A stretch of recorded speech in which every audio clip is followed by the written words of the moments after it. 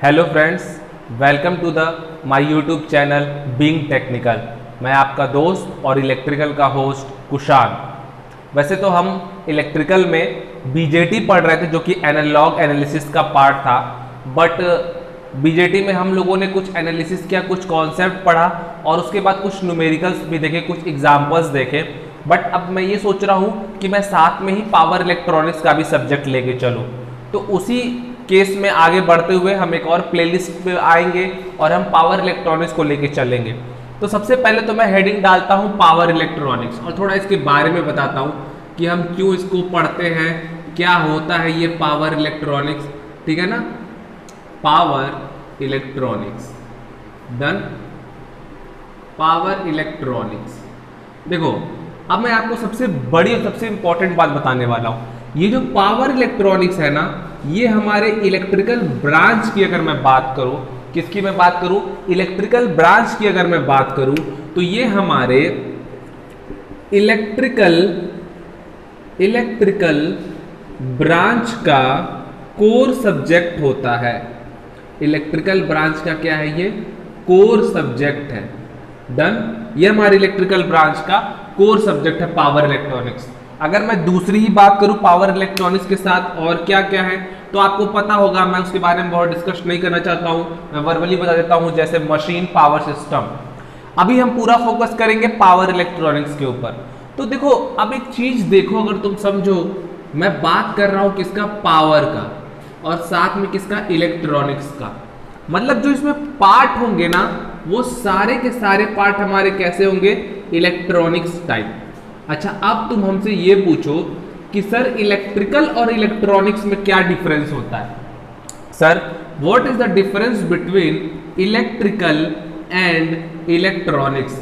Electrical और electronics में difference क्या होता है, मैं बताता हूँ। इलेक्ट्रिकल और इलेक्ट्रॉनिक्स में डिफरेंस देखो, मेन क्या होता है, सबसे मेन क्या होता है। देखो, जो भी चीज तुम यहां पढ़ते हो वही चीज तुम यहां पढ़ते हो। अगर तुम यहां पढ़ते हो करेंट, तो यहां पर भी तुम पढ़ते हो क्या, current. Same, both are same. यहां पर भी तुम पढ़ते हो वोल्टेज, सेम। यहां पर भी तुम क्या पढ़ते हो, वोल्टेज। तो इसका मतलब क्या है कि डिफरेंस क्या है, कुछ भी नहीं। डिफरेंस बस इतना होता है कि यहां पर हम हाई करंट और हाई वोल्टेज पे स्टडी करते हैं, यहां पर हम लो करंट और लो वोल्टेज पे स्टडी करते हैं। एक बात याद रखना, एक बात याद रखना हमेशा, हमें एक बात पता है कि पावर क्या होता है। पावर होता है वोल्टेज इनटू करंट। पावर क्या होता है, वोल्टेज इनटू करंट। मुझे एक चीज पता है कि अगर वोल्टेज हाई है तो करंट लो होगा, और अगर करंट हाई है तो वोल्टेज लो होगा। किस लिए, पावर को कांस्टेंट रखने के लिए। क्या करने के लिए, कांस्टेंट रखने के लिए। तो फिर यहां कैसे करंट लो वोल्टेज लो, करंट हाई वोल्टेज हाई। अब एक बात बताओ, अगर मैं मानता हूं 10 to 20 एम्पियर, तो ये क्या है, ये हाई करंट है। पर अगर मैं बोलता हूं 0.01 एम्पियर, या फिर मैं बोलूं 1 मिली एम्पियर, तो ये लो करंट ही हुआ। आप ध्यान दीजिएगा, देखो ये स्मॉल है नो डाउट, बट अगर मैं एजम्पशन लूं, अगर मैं थॉट करूं, तो ये बहुत बड़ी करंट है और इसके सामने ये बहुत छोटी करंट है। अंडरस्टैंड। वैसे अगर मैं बात करूं यहां में वोल्टेज की, तो मैं अप टू 15 वोल्ट तक यहां पे बात करूंगा, 20 वोल्ट तक मैं बात करूंगा। बट यहां क्या है, यहां स्टार्ट ही है आपका 220 वोल्ट से 440 वोल्ट। अगर मैं बात करूं तो यहां 6.6 किलो वोल्ट। मतलब ये क्या है, ये एक तरह से अगर मैं देखूं, तो ये क्या है,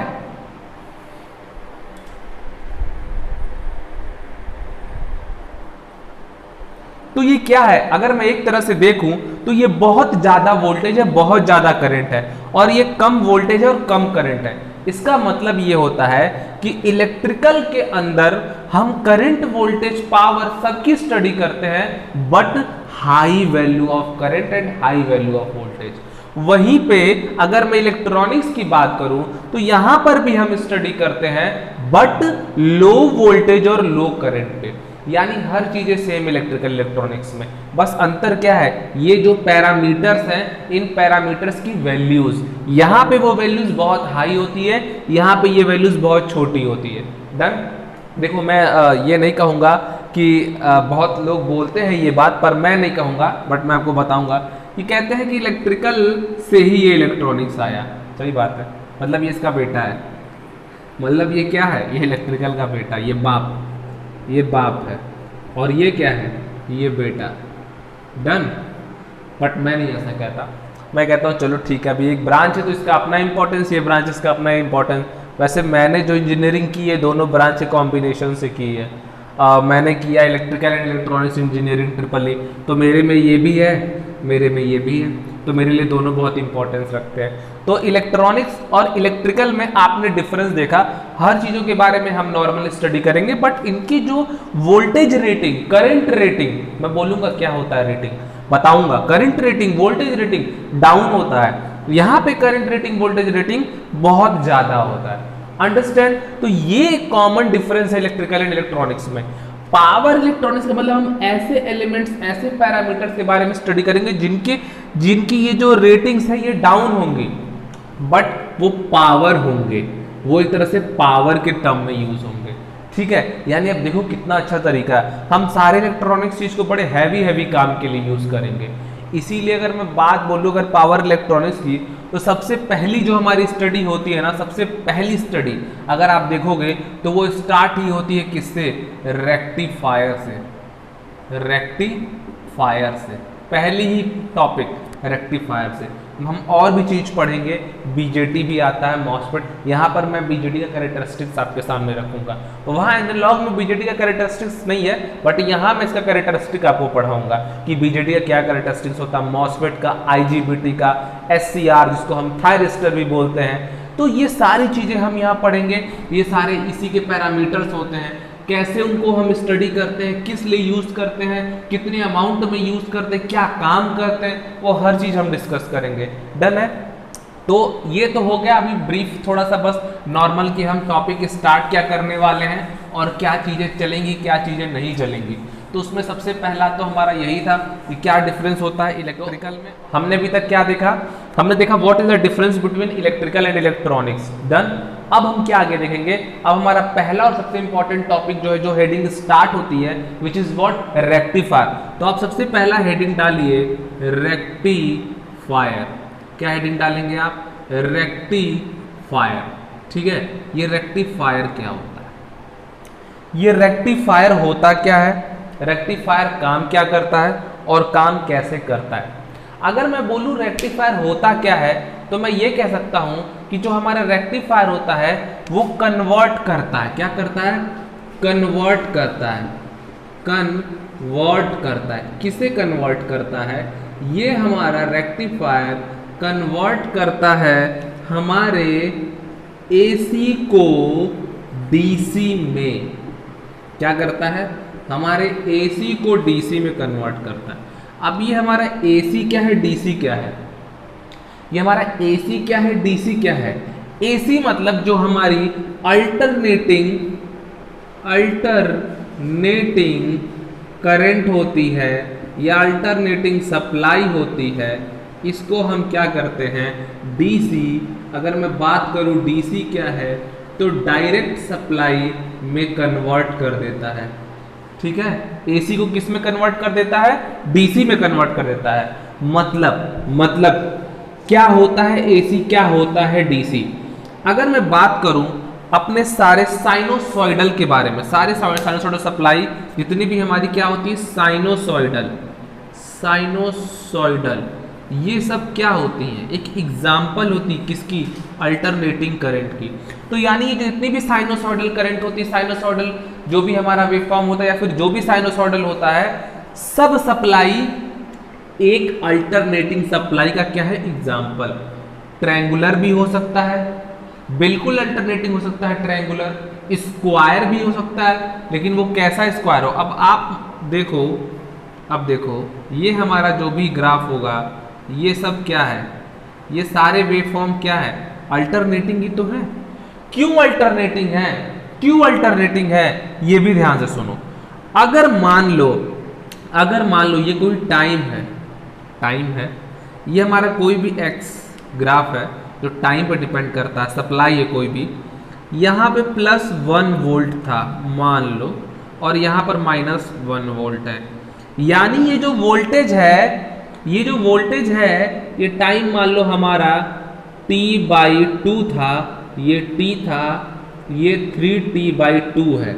इसका मतलब क्या है? इसका मतलब ये है कि ये जो हमारी सप्लाई है ये हर T/2 टाइम पे फ्लक्चुएट हो रही है। मतलब हो क्या रही है, ये +1 वोल्ट से -1 वोल्ट पे आ जा रही है, या फिर हमारी -1 वोल्ट से +1 वोल्ट पे चली जा रही है। इसका मतलब क्या है? इसका मतलब ये है कि जो भी हमारी साइनोसॉइडल होती है सप्लाई या फिर अल्टरनेटिंग सप्लाई होती है, वो अल्टरनेटली क्या होती है, चेंज होती रहती है, अल्टरनेट होती है, चेंज होती रहती है हमेशा, कभी पॉजिटिव कभी निगेटिव, पहले कभी निगेटिव फिर पॉजिटिव। तो ये क्या है, ये सारी सप्लाई चेंज है। फॉर एग्जांपल अगर मैं दूसरी बात करूं, दूसरा मैं एग्जांपल लूं, लाइक ये तो हमारा होगा स्क्वायर वेव फॉर्म। अगर मैं बोलता हूं हमारा दूसरा एग्जांपल क्या है, वो है हमारा ट्रायंगुलर। अगर मैं ये कहता हूं ये भी वेव फॉर्म क्या है, ट्रायंगुलर है। ये भी क्या है, अगर मैं इसकी भी बात करूं तो ध्यान से देखो, अगर ये +1 वोल्ट है और ये -1 वोल्ट है, तो ये भी तो वही कर रहा है। ये अगर T/2 है, ये 2T है, ये 3T/2 है, ये सॉरी ये 2T है, तो हो क्या रहा है, ये भी तो फ्लक्चुएट कर रहा है। -1 से ये 1 की तरफ जाता है, 0 से T टाइम में, यानी ये चेंज कर रहा है, तो ये भी तो अल्टरनेटिंग सप्लाई है, क्योंकि ये अपने आप को चेंज करता है। और साइनोसॉइडल मतलब क्या हुआ, फॉर एग्जांपल अगर मैं साइनोसॉइडल एग्जांपल लूं तो देखो साइनोसॉइडल क्या हुआ, साइनोसॉइडल को क्यों हम बोलते हैं, लाइक ये है साइनोसॉइडल ग्राफ, है ना, ये साइनोसॉइडल ग्राफ। तो ये हो क्या रहा है, अगर ये x है और ये टाइम पे जा रहा है, तो मैं ये कह सकता हूं कि ये जो है, अगर ये +1 वोल्ट है और ये हमारा -1 वोल्ट है, तो मैं ये कह सकता हूं कि ये भी तो फ्लक्चुएट कर रहा है हमारा T/4। अगर मैं इसको T/4 टाइम लेता हूँ, T/2 टाइम है, ये 3T/2 टाइम है और ये 2T टाइम है। तो देखो ये भी तो फ्लक्चुएट कर रहा है, 0 से बढ़ते बढ़ते +1 हुआ T/4 टाइम पे, और जैसे ही T/2 टाइम आया ये क्या हो गया, फिर 0 हो गया। यानी ये +1 पे जा रहा है मैक्स और -1 पे जा रहा है मिनिमम। यानी हम ये कह सकते हैं कि जितने भी मेरे एग्जांपल्स हैं, ये ट्रायंगुलर, स्क्वायर या फिर साइनोसॉइडल या फिर साइन का ग्राफ, ये तीनों क्या है, अल्टरनेटिंग सप्लाई है। क्या ये तीनों अल्टरनेटिंग सप्लाई है? हाँ है, क्योंकि ये चेंज हो रही है, यानी ये हमारी अल्टरनेटिंग सप्लाई है, यानी ये हमारी एसी है। ये सब की सब हमारी एसी की एग्जांपल्स हैं, ये सब के सब हमारे एसी की एग्जांपल हैं। अगर मैं डीसी की बात करूं, चलो अब हम डीसी की बात करते हैं। देखो डीसी क्या है, ये डीसी है। डीसी का मतलब क्या है, सप्लाई कांस्टेंट। सप्लाई हमारी क्या है, सप्लाई हमारी कांस्टेंट है सप्लाई, टाइम के रिस्पेक्ट में। देखो ये अगर टाइम T/2 हो या मैं बोलूँ T/4, ये T/4 हो, T/2 हो, ये T हो, 3T/4 हो या 3T/2 हो, कुछ भी हो 3T/4 नहीं 3T/2, कुछ भी हो, लेकिन ये हमेशा क्या होगा, डायरेक्ट, मतलब कांस्टेंट। मतलब एक तरह से मैं इसे क्या बोल सकता हूं, कांस्टेंट बोल सकता हूं, बिल्कुल बोल सकता हूं, कांस्टेंट है। यानी ये फ्लक्चुएट कर रही है, ये अल्टरनेट है, ये अल्टरनेटली चेंज हो रही है, इसलिए अल्टरनेटिंग सप्लाई है, और ये डायरेक्ट सप्लाई है। यानी मैं कैसे इस अल्टरनेटिंग सप्लाई को इस डायरेक्ट सप्लाई में कन्वर्ट कर सकता हूं, तो जिस तरीके से मैं कन्वर्ट करता हूं या जिससे मैं कन्वर्ट करता हूं, उसी को मैं क्या कहता हूं, रेक्टिफायर। उसी को मैं रेक्टिफायर कहता हूं। यानी रेक्टिफायर क्या होता है, रेक्टिफायर हमारा अल्टरनेटिंग करंट को या फिर एसी सप्लाई को डीसी सप्लाई में कन्वर्ट कर देता है। डन। अच्छा एक बात ध्यान रखना, जब आप डिफिनीशन लिखना है रेक्टिफायर का कि रेक्टिफायर क्या होता है, एसी को डीसी में कन्वर्ट करता है, विथ विथ विथ क्या है आपका जो आउटपुट एवरेज आउटपुट है किसका, ऑफ किसका, वोल्टेज का एवरेज आउटपुट एंड और किसका, करंट का एवरेज आउटपुट क्या होना चाहिए, फाइनाइट। भाई साहब एवरेज क्या होता है, आउटपुट का एवरेज क्या है, आउटपुट क्या है, और वोल्टेज और करंट का आउटपुट एवरेज क्या है, और वो भी फाइनाइट होना चाहिए। क्या है ये, कुछ समझ में ही नहीं आया। ठीक है, नहीं समझ में आया, बट आप डिफिनीशन लिखना तो आप डिफिनीशन ये लिखना कि rectifier is a device which is convert AC to DC but average output of voltage and current should be finite, अब एक चीज ध्यान रखो कि हमारा एवरेज आउटपुट जो भी होगा वोल्टेज का या करंट का, ये हमेशा फाइनाइट होना चाहिए। अगर इनफाइनाइट है तो रेक्टिफायर काम नहीं कर पाएगा। हमारा आउटपुट वोल्टेज जो भी होना चाहिए वो फाइनाइट होना चाहिए, एवरेज आउटपुट वोल्टेज या आउटपुट करंट का एवरेज फाइनाइट होना चाहिए।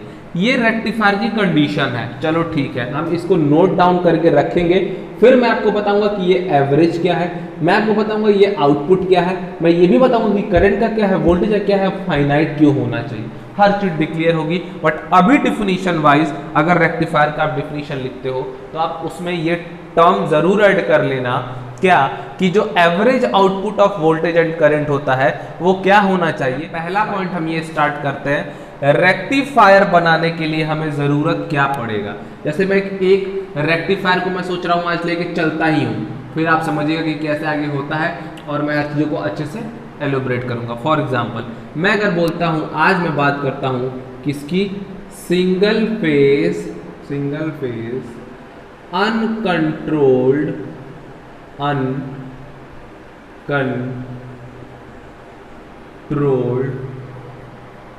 अनकंट्रोल्ड हाफ वेव क्या आपका रेक्टिफायर, क्या रेक्टिफायर। देखो आज मैं इसका पूरा आउटपुट वोल्टेज ये सब नहीं बताऊंगा क्योंकि आप कंफ्यूज हो गए, कुछ चीज़ें हैं जो आपको बतानी ज़रूरी है, वो बताने के बाद ही मैं लेके चलूँगा। अब सिंगल फेस का मतलब क्या हो गया भाई साहब, सर सिंगल फेस क्या है, अनकंट्रोल्ड क्या है सर, हाफ वेव क्या है सर, और रेक्टिफायर क्या है सर। अभी तक इन सभी चीज़ों में हमने अभी क्या समझा, सिर्फ एक टर्म समझा विच इज व्हाट, रेक्टिफायर। समझ में आया, ये हमने सिर्फ क्या समझा, रेक्टिफायर। हमें क्या समझना है, हाफ वेव समझना भी, क्या होता हाफ वेव, हमें अनकंट्रोल्ड समझना है, और हमें क्या समझना है, सिंगल फेज समझना है। देखो हम ऐसे स्टडी करेंगे, मुझे ये सब चीजें जाननी होगी तभी हम आगे बढ़ पाएंगे, इसलिए मैंने पहला हेडिंग, पहला टॉपिक यही लिखा। कल के लेक्चर में हम पूरी तरीके से इसका आउटपुट वोल्टेज, आउटपुट वेवफॉर्म और इनपुट क्या होता है, आउटपुट क्या होता है, करंट कैसा होता है, हर चीज हम बना सकते हैं। बट उसके पहले कुछ छोटी छोटी चीजें होंगी जो हमको मालूम होना चाहिए। देखो अगर मैं ना डायग्राम बनाऊं तो एक चीज समझना, ये डायग्राम कुछ यूं होगा, कुछ यूं होगा डायग्राम, ठीक है, ये डायग्राम कुछ यूं होने वाला है। अब आप समझना क्यों होने वाला और कैसे होने वाला। देखो भैया समझो क्या है, इसको तो जान ही रहे होगे, नहीं जानते तो मैं बता ही देता हूँ, जो नहीं जानते। वैसे मैंने एक बार डिस्कस किया था और नहीं किया होगा तो मैं फिर बता देता हूँ। इसी को हम लोग कहते हैं क्या, डायोड। यही इलेक्ट्रॉनिक्स पार्ट है ना, यही तो हमारा, हमने इलेक्ट्रॉनिक्स से यही लिया डायोड, इसीलिए सब्जेक्ट का नाम पावर इलेक्ट्रॉनिक्स डाल दिया गया। सिर्फ इसी ने बोला कि आपने मुझे यूज़ किया इसलिए मेरा नाम रखो, इसीलिए हमने इसको पावर इलेक्ट्रॉनिक्स बोला। और पावर क्यों बोला वो भी बताता हूँ। देखो अगर ये रेक्टिफायर है, अगर ये रेक्टिफायर, इंपॉर्टेंट पॉइंट नोट करना, ध्यान से सुनना, अगर ये रेक्टिफायर है तो ये क्या करेगा, AC को DC में कन्वर्ट, AC को DC में कन्वर्ट, AC को DC में कन्वर्ट। यानी AC क्या होगा इनपुट और DC क्या होगा आउटपुट, DC क्या होगा आउटपुट, AC क्या होगा इनपुट। यानी ये जो मैंने AC का सिंबल दिया है ना, ये हमारा क्या है, यही हमारा होगा इनपुट। और इनपुट है कैसा, AC। यानी इसमें क्या लगा होगा, अगर मैं Vs बोलता हूं इनपुट तो वो क्या इस फॉर्मेट में होगा, Vm sin ओमेगा t। क्या इस फॉर्मेट में होगा, बिल्कुल होगा। क्यों नहीं होगा, अरे भाई अगर ये AC सिग्नल है, साइनोसॉइडल है, तो साइन का टर्म आएगा, साइन का टर्म आएगा तो इसमें फेज आएगा, एंगल आएगा, थीटा आएगा, टी आएगा, ओमेगा आएगा, और साथ में क्या आएगा, Vm maximum value, maximum value. क्योंकि साइनोसॉइडल है तो ये सारी चीजें तो आनी ही आनी है। और हमने बोला ये रेक्टिफायर, और रेक्टिफायर करता क्या है, इनपुट अगर AC हो तो कन्वर्ट किसमें करता है, DC आउटपुट में, DC आउटपुट में। देखो हमने क्या दिया विच इज इनपुट, हमें मिला क्या बाद में, विच इज आउटपुट। याद रखना हमने क्या दिया विच इज इनपुट और हमें बाद में क्या मिला विच इज आउटपुट। जैसे हमने क्या दिया AC supply, then AC supply is input, AC supply is what input, इसके लिए AC supply is what input. और रेक्टिफायर काम भी तो करता है, AC को DC में कन्वर्ट करता है। और ये दूसरा पार्ट हमने बोला क्या, डायोड। डायोड क्यों लगाया भाई, हमने पावर इलेक्ट्रॉनिक्स नाम ही दिया, या फिर हो सकता था कि हमें डायोड की जरूरत थी इसलिए इस सब्जेक्ट का नाम पावर इलेक्ट्रॉनिक्स पड़ा, इसलिए नहीं क्योंकि हमने पहले सब्जेक्ट का नाम पावर इलेक्ट्रॉनिक्स रख दिया है तो हमें डायोड लेना ही पड़ेगा ना। हमने पहले बनाया, फिर हमने डिस्क्राइब किया कि इसको किस सब्जेक्ट में डालना चाहिए, किस सब्जेक्ट में होना चाहिए। तो मुझे लगा कि भाई, या फिर जिन्होंने भी ये बनाया उन्हें लगा कि डायोड इसमें लगा है तो इसे हम आराम से क्या कह सकते हैं, पावर इलेक्ट्रॉनिक्स का पार्ट कह सकते हैं, बिल्कुल। यानी ये क्या दिखा आपको, ये AC सप्लाई दिखा, और AC सप्लाई है तो प्लस और माइनस टर्मिनल दे दो। और ये क्या है, ये क्या है, यही है आपका लोड, लोड है ये आपका। देखो एक मैं बात बताता हूँ, अगर आपको ये बात ना पता हो ना तो याद कर लो, वैसे पता तो होनी चाहिए अगर आप इंजीनियरिंग कर रहे हो, और अगर नहीं भी कर रहे हो तो भी। वैसे ये जो रेक्टिफायर है ना, ये हर जगह आता है आपके, ये 11th-12th भी है, ये आपके लिए बहुत इंपॉर्टेंट लेक्चर है। 11th-12th ऑल्सो, अगर आप 11th-12th में हो तो भी आप इसको देख लो, समझ लो, बहुत जरूरी है, हर जगह आता है। आप लोड के अक्रॉस जो भी लेते हो which is what output, output. अगर आपने लोड के अक्रॉस वोल्टेज लिया विच इज आउटपुट वोल्टेज, अगर आपने लोड के अक्रॉस करंट लिया which is output current, which is output current.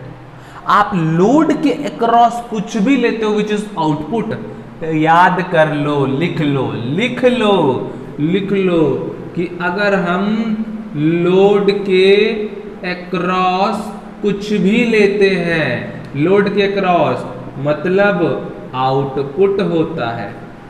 ये क्या हो सकता है, ये वोल्टेज हो सकता है, ये क्या हो सकता है, ये वोल्टेज हो सकता है, ये करंट हो सकता है, ये कुछ भी हो सकता है। तो लोड के अक्रॉस हम जो भी लेते हैं which is output, output voltage, output current. Like ये जो करंट फ्लो करेगी ना I0 which is output current, और इसके अक्रॉस जो वोल्टेज आएगा ना which is V0 which is output voltage, output voltage. अच्छा अब एक चीज अगर इसमें मैंने बोल ही दिया तो मैं एक और बात बताता हूँ। इनपुट से जो करंट जाएगा विच इज इनपुट करंट, माना IS, माना IS। अच्छा एक बात बताओ, अगर IS क्यों बोला पता है, सोर्स, सोर्स मतलब जहां से जा रहा है इसलिए IS, आउटपुट इसलिए IO, VO, VS क्यों बोला, क्योंकि सोर्स, ये डायोड, इसके क्रॉस जो वोल्टेज होगा which is called VD, diode voltage. ठीक है। अच्छा देखो अगर ये जो IS ही यहाँ जा रहा है ना, यहाँ IS जा रहा है और यहाँ क्या जा रहा है I0, तो क्या मैं ये कह सकता हूँ कि फॉर दिस केस, इस केस में IS I0 के बराबर है, बिल्कुल कह सकता हूँ। IS is equal to I0, समझ में आया। तो अभी तक हमने क्या देखा, लोड के क्रॉस कुछ भी लेते हैं, वो लोड आउटपुट अगर वोल्टेज होता है तो वो आउटपुट वोल्टेज होता है, आउटपुट करंट होता है, ये सोर्स होता है। और यहां इनपुट देते हैं, इनपुट एसी होता है क्योंकि ये रेक्टिफायर है, और आउटपुट यहां मिलता है, यानी ये जो लोड के क्रॉस जो भी हमको मिलेगा विच इज डीसी, क्योंकि रेक्टिफायर क्या करता है, एसी को डीसी में कन्वर्ट करता है। और अगर ये एक रेक्टिफायर है और एसी को डीसी में कन्वर्ट करेगा और कन्वर्ट होकर हमें चीजें आउटपुट में मिलती हैं, तो लोड जो मिलेगा वो आउटपुट होगा, यानी ये आउटपुट हमारा क्या होगा, डीसी। आउटपुट क्या होगा, डीसी। अब इतनी चीजें आपको रिवाइज करनी है, इतनी चीजें आपको रिवाइज करनी है, जो मैंने पहले बताया, जो मैं अब बता रहा हूं, ये सब चीजों को आप रिवाइज करना है, रिकॉल करना है। कल हम यहीं से स्टार्ट करेंगे और फिर मैं आपको बताऊंगा कि आउटपुट वेवफॉर्म कैसे बनाते हैं, वोल्टेज का, करंट का, सोर्स का, क्यों ये डीसी हो जाता है, कैसे डीसी हो जाता है, डायोड कैसे ऑपरेट करता है डायोड, ये हर चीज, फॉरवर्ड बाइसिंग, रिवर्स बाइसिंग, हर चीज पता चलेगी आपको। आप बीजेटी पढ़ रहे हो, इधर डायोड पढ़ रहे हो, आप लिंक में आओगे, फिर आपको समझ में आया कि ये इंजीनियरिंग कैसे दूसरे को, हर चीज़ों को बाइंड अप करती है। बहुत ही खूबसूरत सब्जेक्ट है, बहुत मजा आएगा। बट आप ज़्यादा से ज़्यादा लेक्चर अटेंड करो, शेयर करो, लाइक करो वीडियो को, जितना हो सकता है उतना सब्सक्राइब करो, आगे बढ़ाओ वीडियो को, क्योंकि इतनी इंटरेस्टिंग चीज़ें आएंगी कि आप खुद ये चीज़ एनालाइज करना कि हाँ कितना हमारा बेसिक टू एडवांस चीज़ें जा रही, क्योंकि हमारा यही मेन मोटिव यही है, बेसिक टू एडवांस। तो आज के लिए इतना ही, बाकी अब हम मिलते हैं नेक्स्ट लेक्चर में, तब तक के लिए thanks and all the best.